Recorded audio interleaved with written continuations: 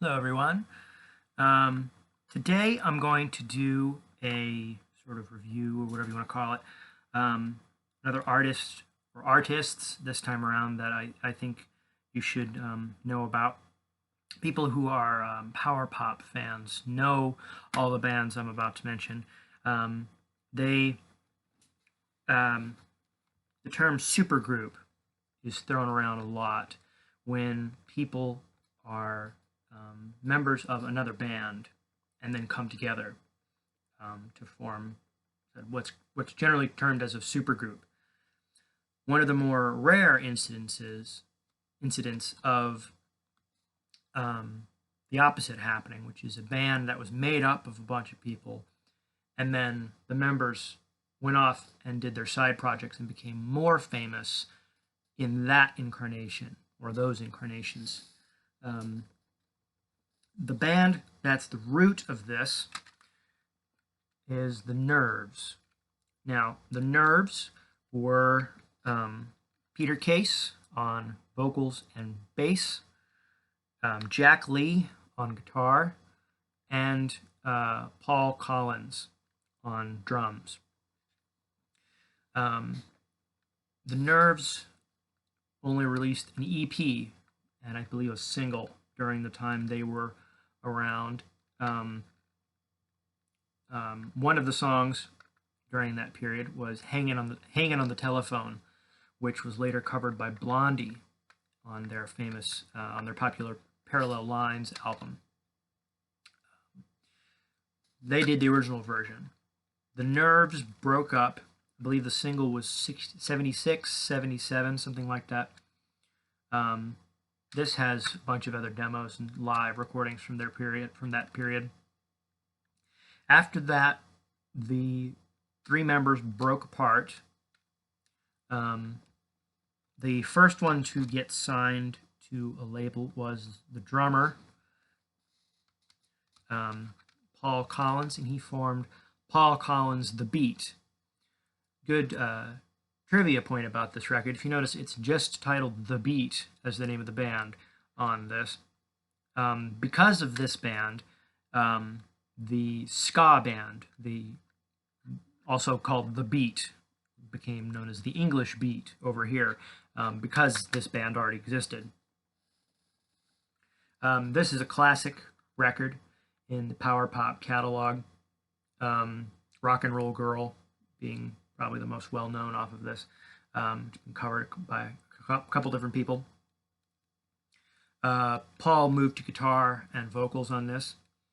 This incarnation of the band lasted 2 albums for just they're self-titled, and the kids are the same.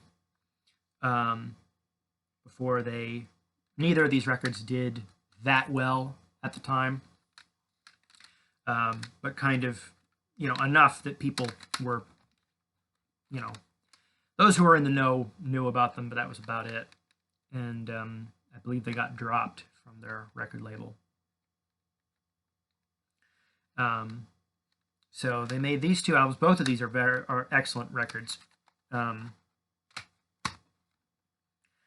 then I believe they 79 and 80, I believe, for these.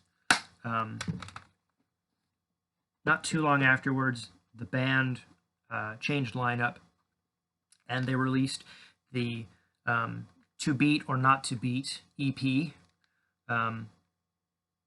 which said they released on a different record label, and also has some great songs on it, all over the world. Give Me the Drugs, which was in '82, and I believe it was in between this and the next EP, Long Time Gone, that there's a bonus tracks on here of 2 songs that they recorded as sort of a demo for potential record labels. After this EP, the band more or less broke up, and I believe Paul went on to do a solo career. I don't have any of Paul's solo records, but he makes records every couple of years. The last 20 or so years, he's released 3 or 4 more albums, some of which under the name Paul Collins, The Beat, some not. The other band formed out of this conglomerate was the Plimsouls. This is an excellent, excellent record. Has the this CD also has the EP that they released first, which was the 0 Hour EP. It also has the singles, I believe Now and I think Lost Time were both singles off of this as well. Very solid, very good, poppy, kind of soul influenced record. Excellent record to look up. The next album they did was Everywhere at Once, which I think is just as good as the first album, and has the closest thing they had to a hit single. If you've heard anything from them, it's probably A Million Miles Away, which is on this, which has been covered by numerous people. After this record, the band broke up. Again, the records weren't doing nearly as well as they wanted, and they were dropped from the record label, and the band broke up. Peter Case, so the singer, went on to a successful solo career, starting with this record. This record was produced by T-Bone Burnett, one of his first albums that he produced. An excellent sort of more folky, country-ish kind of record. If you know T-Bone Burnett's stuff, you can get the perspective. And this is a great record. This was Omnivore Records. It's a great record label. They did a reissue of this, which has a lot of great bonus tracks on it and stuff. And Peter still makes records. He just came out with an album a couple of years ago on the same record label, which are all really good. Peter's a very good songwriter. The other one, which I don't have, is a CD of Jack Lee, the guitarist and the writer of Hanging on the Telephone, the one that I mentioned earlier. Went on to have a solo career as well after the band. Even though he was generally considered by most people to be the better of the three writers of the band, of the Nerves, he was about as successful as the rest of them.